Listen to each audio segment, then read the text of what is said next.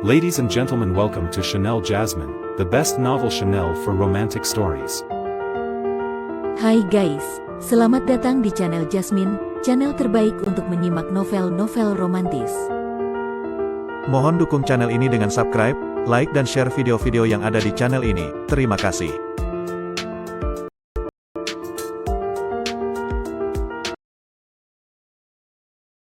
Kaisar Agung Seni Bela Diri bab 1369.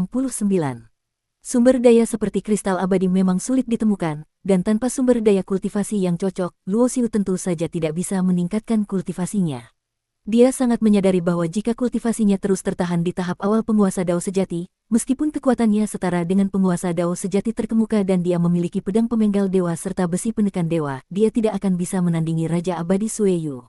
Kekuatan Raja Abadi Sueyu tidak akan stagnan, jadi Luo Xiu harus mencari cara untuk meningkatkan kultivasinya. Luo Xiu masih belum berniat menggunakan cairan spiritual kekacauan kecuali dalam keadaan sangat terpaksa, oleh karena itu dia mengarahkan tujuannya ke Klan Ji.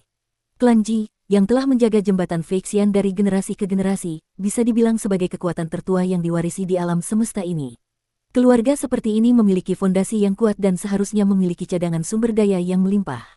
Bahkan jika dia tidak menemukan kristal abadi, jika dia bisa menemukan benda lain yang dapat membantunya meningkatkan kultivasi, itu juga bagus. Anggaplah terburuk, meskipun dia tidak bisa menggunakan apapun, dia bisa memberikannya kepada Gunung Wanren, Klan Ji, dan Klan Dewa Perang. Selain itu, Luo Xiu juga sangat ingin melihat jembatan Feixian yang legendaris itu. Dengan kekuatannya saat ini, kecuali dia menghadapi Raja Abadi Sueyu, Klan Ji sama sekali tidak bisa menghalangi langkahnya. Tepat ketika Luo Xiu hendak bergerak, Tuan Takdir tiba-tiba datang berkunjung. Luo Xiu tidak terkejut Tuan Takdir bisa menemukan jalan ke alam semesta liar ini.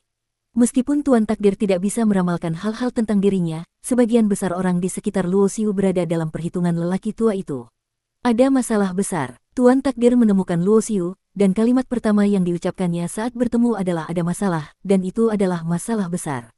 Kapan teman Dao Su menjadi begitu panik? Qin Zhan berkata sambil tersenyum. Hanya sedikit orang yang tahu nama asli Tuan Takdir, tetapi Qin Zhan tahu nama aslinya adalah Su Chengan. Hehe, ternyata teman Dao Qin dan teman Dao Dugu, Su di sini mengucapkan selamat kepada kalian berdua yang telah menemukan kembali hati nurani, dan mencapai tingkat yang lebih tinggi dalam keadaan jiwa.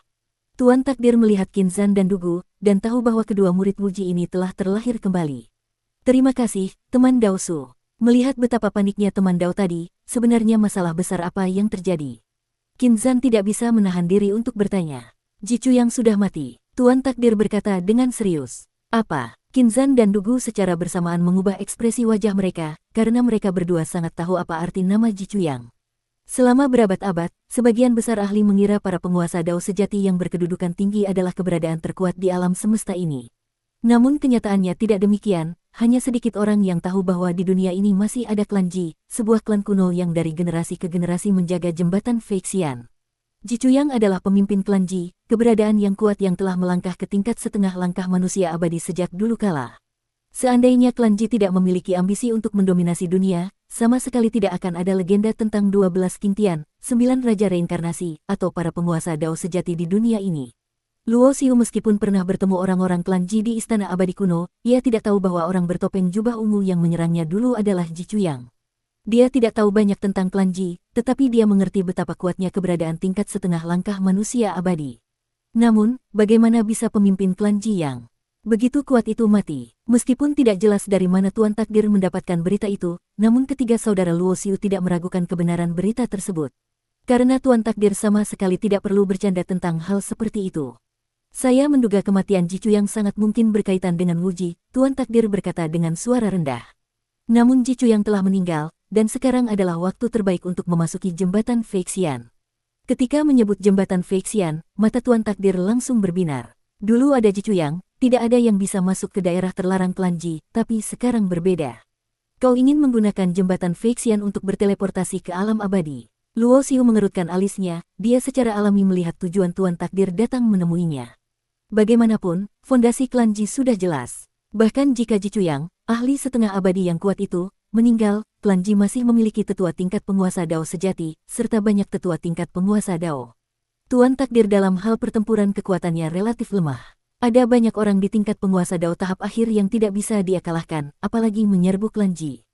Hanya dengan meningkatkan kultivasi, bakatnya dalam mengintip takdir dapat meningkat. Oleh karena itu, Tuan Takdir sangat merindukan untuk menjadi abadi. Di alam semesta ini, menjadi abadi hampir mustahil. Meskipun dia tahu bahwa alam abadi yang legendaris pasti sangat kejam dalam persaingan, Tuan Takdir tetap menaruh semua harapannya di sana.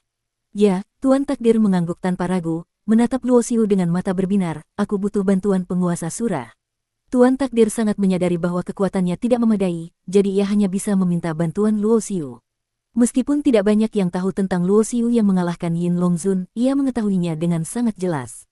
Tapi bukankah jembatan Feixian hanya bisa dimasuki oleh kultivator abadi? Jika penguasa Dao juga bisa masuk, mengapa orang-orang klan Ji tidak pergi? Luoxiu mengerutkan kening. Mendengar ini, Tuan Takdir tertawa masam, kau pikir semua orang ingin pergi ke alam abadi? Bukankah begitu? Luoxiu semakin bingung, begitu banyak penguasa Dao di dunia ini, apakah mereka tidak ingin menjadi abadi?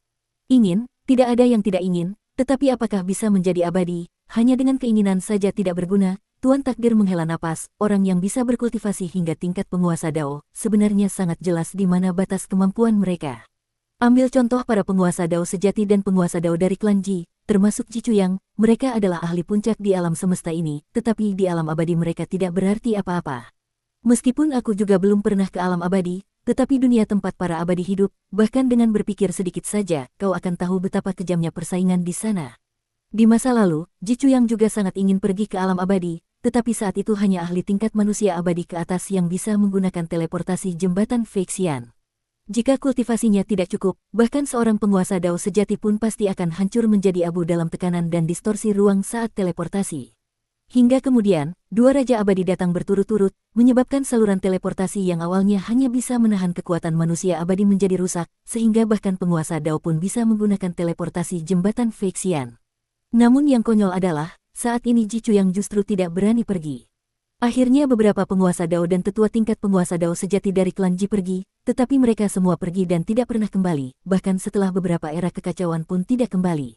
Sampai di sini, Tuan Takdir sedikit kesal, yang menjengkelkan adalah Ji Chuyang. Tidak berani pergi ke alam abadi untuk mencari kesempatan menjadi abadi, tetapi orang ini juga tidak mengizinkan orang lain menggunakan jembatan Feixian. Tai Suyin yang Longzun berselisih dengan klan Ji karena masalah ini, sayangnya tidak ada yang bisa mengalahkan Ji Chuyang.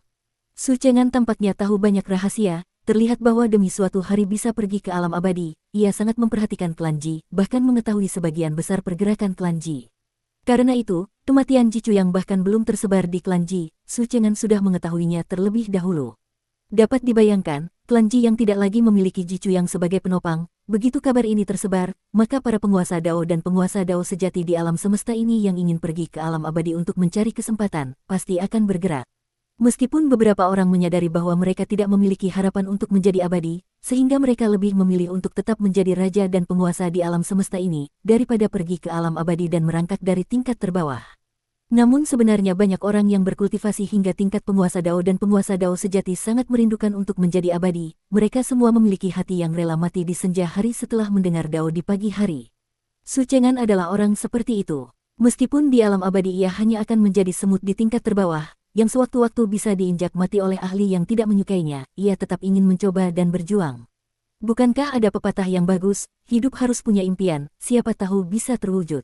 Luoxiu tidak seperti Su Chengan yang tertekan selama berabad-abad, dari satu era ke era lain, jadi ia tidak bisa memahami perasaan Su Chengan ini.